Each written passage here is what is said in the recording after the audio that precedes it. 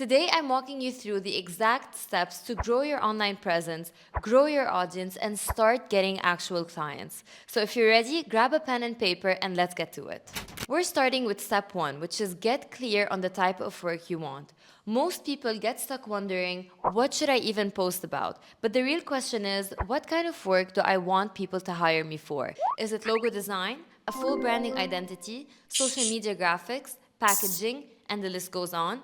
What you post is the kind of client you'll attract. Moving on to step number two, which is fixing your profile. Nobody, and I mean nobody, will take you seriously if your profile looks all cluttered and messy. And here's how to fix it. First of all, you choose a professional name, no numbers or random characters.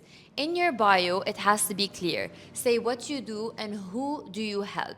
And most importantly, add your email so clients can contact you. People should understand what you do and how to contact you within seconds of landing on your page.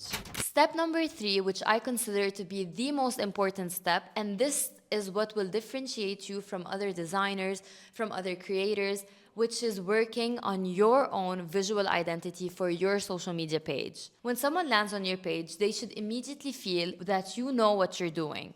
First impressions happen in seconds, and they're all visual. Here's what you could do. You could stick to 2 to 3 main colors, use 1 or 2 consistent fonts, keep your post covers clean and unified, and make sure your overall layout feels intentional.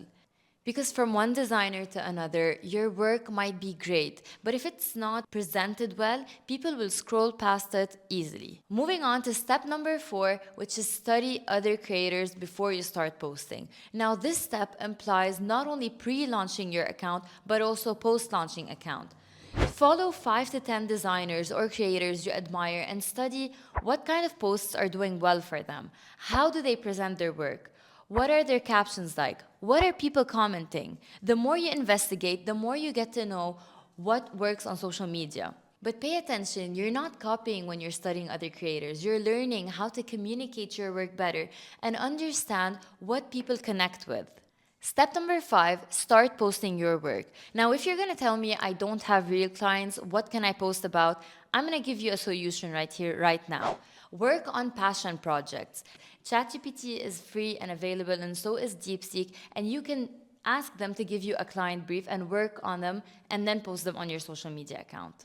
Once you do this and you have 1 to 2 to 3 projects that you can talk about, these are content examples. You can have a post explaining how you designed the logo, showing the logo mock-ups, breaking down the brand strategy or the creative process, and you can even share on your social media account, which I definitely encourage, the sketches, the mood board, and the thought process behind the visual brand. But the tip I really want to share with you, and this is where people mistake social media strategy by thinking I can just post my work and it will work out.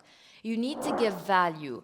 It's not enough just to post your designs. Some content ideas you can post about are the mistakes you've learned, what you're currently figuring out, or if there's something you're learning at the current moment, share it with your audience. You can share tips and insights or tiny lessons that change the way you design or think.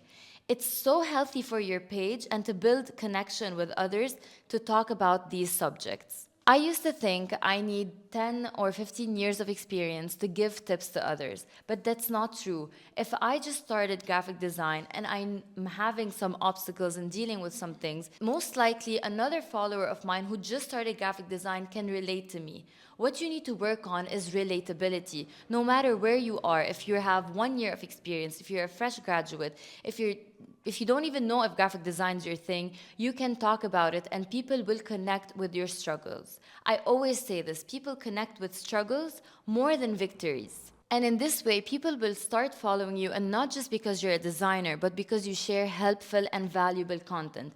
And who knows, in between all these followers, there could be a potential client or two that want to work with you. And before I get to my final message at the end of this video, I want to share an important tip, which is making every post intentional. Before hitting publish, ask yourself, is the message clear from this reel or carousel? Is the design scroll stopping? Would you stop your scroll if you saw this visual? Is it too messy or too long? How can I simplify or improve it visually or even context-wise? Every post is a chance to show how professional you are. Your cover slide should catch attention, have a bold title, clean spacing, and strong layout. Your text should be easy to read, so don't choose a typeface or a font that's too complicated just because it looks good. And if you want to show your work, don't just paste it on a white background. Try to use mock-ups. And because I'm a designer and a creative, I know that it is scary to try new things, but don't be afraid to test and experiment. A lot of designers are scared to try something new in case it doesn't work. But honestly, you don't know what works until you try. This is my final tip before my final message, which is engage and build a community. So don't just post and disappear. Reply to your comments. I'm not one to talk about this because I take forever to reply to comments, but I promise I always try my best to get to all of you guys. Second point is to leave thoughtful comments on others' works, on other designers, on other creators, and reshare the work you admire. It's very important to support other creatives because when you're supporting them, they're gonna want to support you as well later on. This is it, my final message.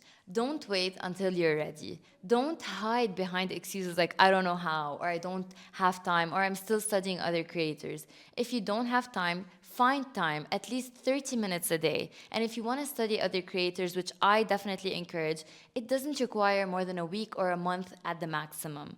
And if you don't know how to do a certain thing, YouTube is a free university right under your hands. I'm telling you, if you actually follow these exact steps, you'll start to grow a real audience, you'll gain potential real life clients, and attract opportunities you did not expect. And the most important thing, just start.